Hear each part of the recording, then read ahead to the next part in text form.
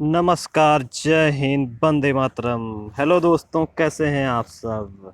आपका आपके परिवार टॉपर्स थॉट आपकी सफलता में सहायक में हार्दिक स्वागत है। दोस्तों, आज हम आपको संपूर्ण बौद्ध धर्म के बारे में बताएंगे। UP triple S C PET, UP police, UP TET, S TET और बाकी सभी कम्पिटेटिव एग्जाम के लिए दोस्तों यह बहुत ही महत्वपूर्ण टॉपिक है।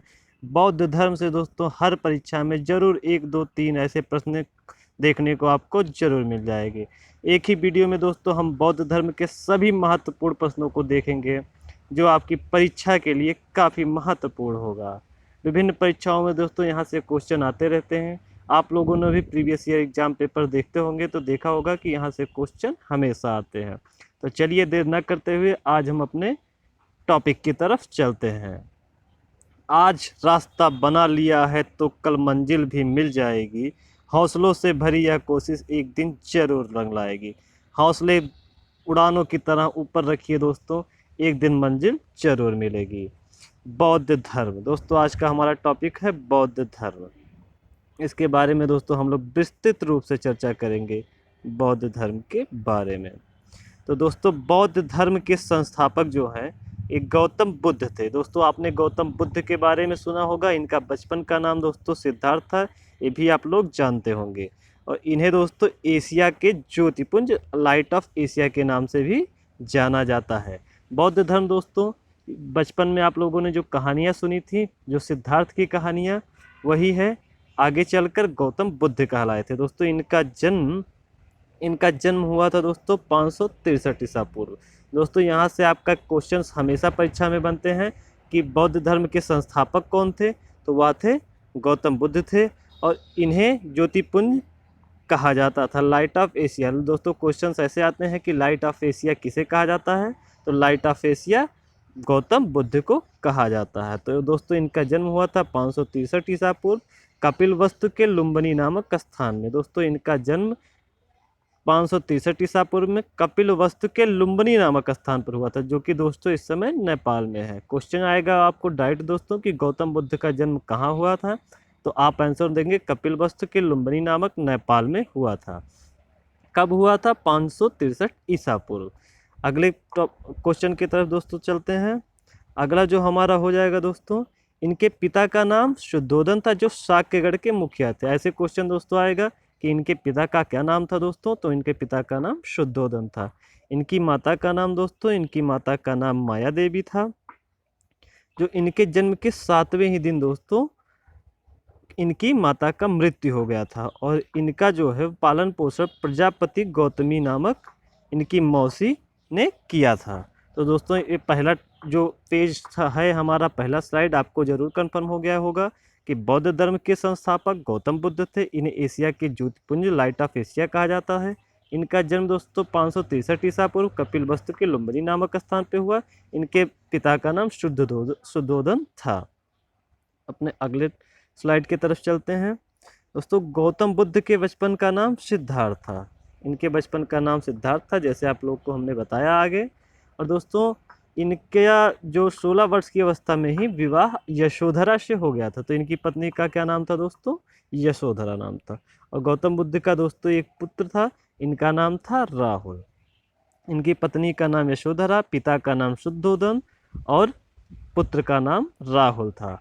दोस्तों, जब वे कपिलवस्तु की सैर पर निकले तो उन्होंने बूढ़ा व्यक्ति, बीमार व्यक्ति, शव तथा सन्यासी को देखा, जिससे इनका मन विचलित हो गया। दोस्तों, जो संसार में सच्चाइयों को देख के इनका मन एकदम विचलित हो गया कि यह दुनिया में क्या चल रहा है।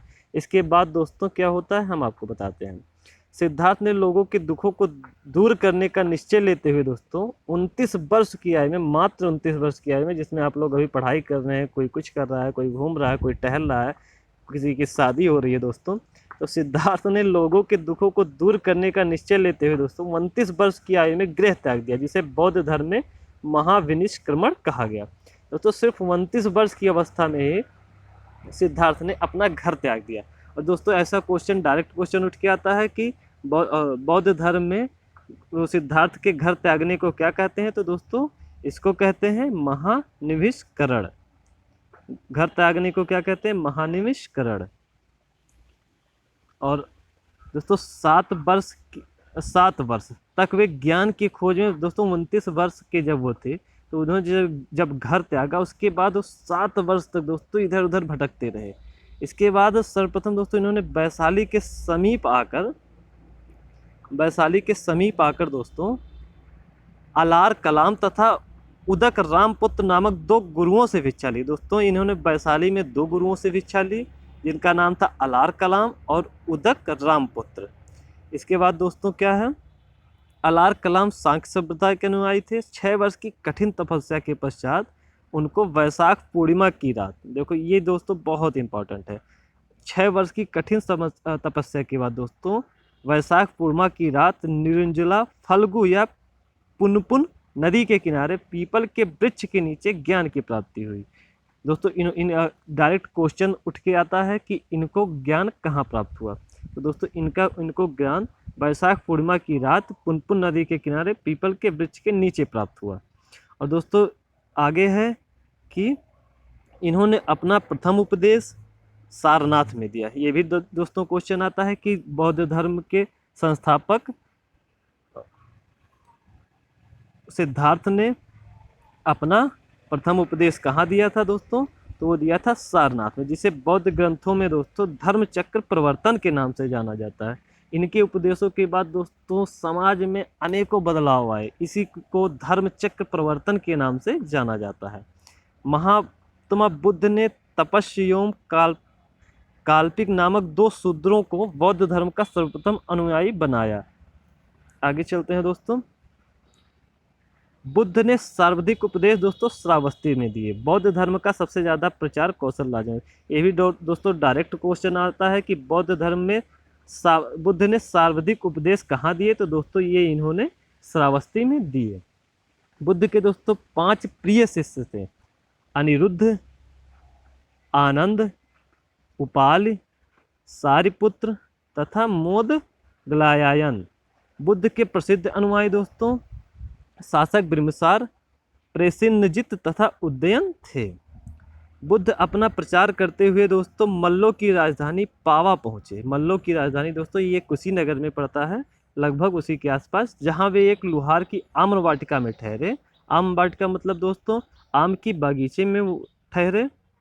बुद्ध को खाने में कुछ दिया गया जिससे उन्हें रक्तस्राव हो गया और भयानक पीड़ा उत्पन्न हुई। फिर वे कुशीनगर पहुँचे दोस्तों, जहाँ 483 ईसा पूर्व में 80 वर्ष की अवस्था में उन्होंने अपना शरीर त्याग दिया। तो दोस्तों बुद्ध की मृत्यु कहाँ हुई थी दोस्तों, तो वह हुई थी कुशीनगर में। और कितने वर्ष की अवस्था में हुई थी दोस्तों, तो 80 वर्ष की अवस्था में हुई थी। और कब हुई थी, 483 ईसा पूर्व। दोस्तों इनके जो मृत्यु को बौद्ध ग्रंथों में महापरिनिर्वाण कहा जाता है। बौद्ध धर्म के दोस्तों 3 रत्न हैं। 3 रत्न क्या क्या हैं हम आप लोग को यहाँ बताते हैं। नंबर 1 है बुद्ध, दूसरा धम्म, तीसरा संघ दोस्तों। और दोस्तों बौद्ध भिक्षुओं के निवास स्थान को बिहार, बौद्ध भिक्षुओं के निवास स्थान को जहाँ दोस्तों बौद्ध भिक्षु निवास करते हैं उस स्थान को दोस्तों बिहार कहा जाता है, तथा जहाँ बौद्ध भिक्षु पूजा करते हैं उस स्थान को चैत्य कहा जाता है। तो दोस्तों यहाँ से हमारा 3-4 क्वेश्चन कन्फर्म हो रहा है दोस्तों। बौद्ध धर्म के त्रिरत्न क्या क्या है, बुद्ध है, धम्म है तथा संघ है। और बौद्ध भिक्षुओं के निवास स्थान दोस्तों क्या कहा जाता है, क्वेश्चन आएगा, उसे बिहार कहा जाता है।